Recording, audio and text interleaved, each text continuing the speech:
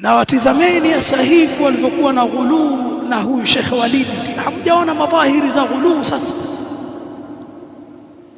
Hamjaziona? Kuna bwana mmoja anasema tena ambua kijana cha shekhe, mkitoto cha shekhe kimehudhuria katika hafla ya huyo shekhe. Abu nafasi anasema kuna bwana mmoja alifanya umra, alikwenda Makka na Madina, kafanya ziara.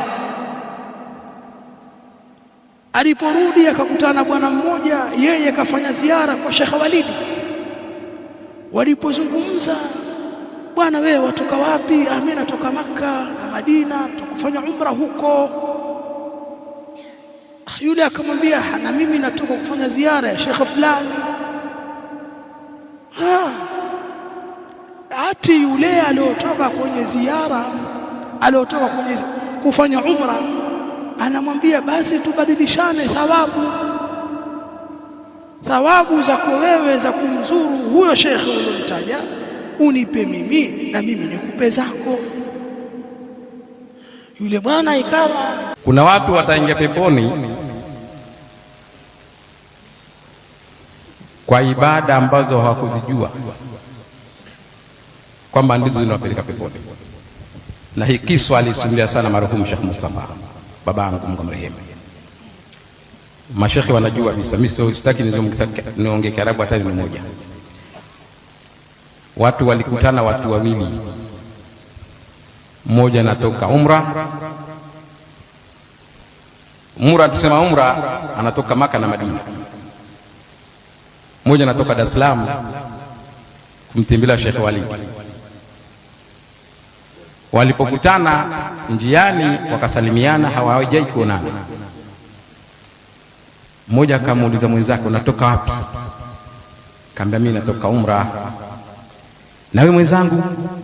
Mimi natoka Dar es Salaam, kuna shehe moja huko natoka kumtembelea kidogo. Anambia, huyo shekhe vipi? Ni mtoto wa babako? Hapana. Mjomba wako? Hapana. Mnafanya biashara pamoja? Hapana. Mmeoleana nyumba moja? Hapana. Kwa nini? Kaamba ni rafiki yangu tu. Akamwambia, sasa mimi naomba hapa tulipo tubadilishane, mimi nikupe thawabu za kutoka umra na unipe thawabu za kutoka kutembelea Sheikh Walid sallallahu alaihi wasallam. Yule bwana kwa kuwa yeye hajawahi kwenda umra, alifikiria ya kwake ya umra ni kubwa kuliko ya ziara ya Sheikh Walid. Anataka kutamka kukubali, Mwenyezi Mungu akamletea. Yule bwana alikuwa ni mcha Mungu lakini hajijui, na kweli wacha Mungu hawajijui. Mwenyezi Mungu akamwambia, wewe ziara yako ya Sheikh Walid huyu aende umra mara 100, aende Maka rudi mara 100, ndipo atapika ziara yako moja kutoka Dar es Salaam kwa Sheikh Walid. Huyu bwana akamwambia, ulikuwa unasemaje tufanyeje? Kama nataka tubadilishane, nikupe thawabu za umra, wewe uchukue thawabu zangu, nikichukue thawabu zako za kutoka Dar es Salaam. Sema hapana bwana, tumekutana hapa tujue, naomba tusijuane, tafadhali mimi naondoka. Sallallahu alaihi nabii. Kwa hiyo katika ziara ambazo watu zitawapeleka peponi hawazijui, mambo makubwa madogo sana, ni ziara hizi. Kama watu walioona wamekuja kutembea kutoka Lamu, kutoka Tanga, kutoka Singida, kutoka Bukoba, unaiona ni safari ya kawaida, lakini safari moja nzito. Na wote mliotoka majumbani kuja hapa, mna malipo yaliokuwa hayana mfano. Tumsalie Mtume Muhammad sallallahu alaihi wasallam. Na uzuri peponi wanaingia muslimina wal muslimat. Mimi napata tabu sana na akili za watu wa bid'a. Napata tabu sana. Kikaa nikiwatazama napata tabu mimi, jamani.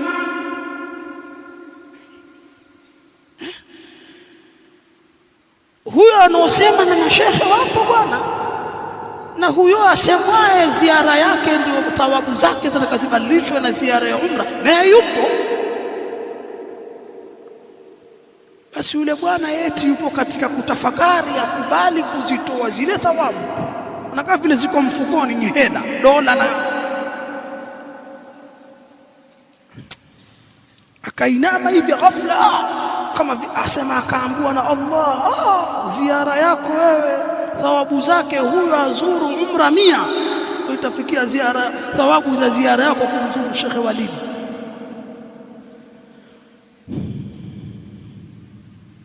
Ipo jana jamaa yangu mmoja Abu Sumaya amenitumia, bwana utapata la kusema, na kweli mnasaba niliupata, utapata na hiyo. Sikiliza, hebu tizama namna wanavyokuwa na ghuluu na hao wanaoita mashekhe, na wako tayari kutengeneza mazingira ya kuwatakasa na kuwatukuza, kwa sababu kuna alama za dosari, wako tayari. Lakini bwana mtume atiwa dosari na mashia na rafidha, wapo kimya.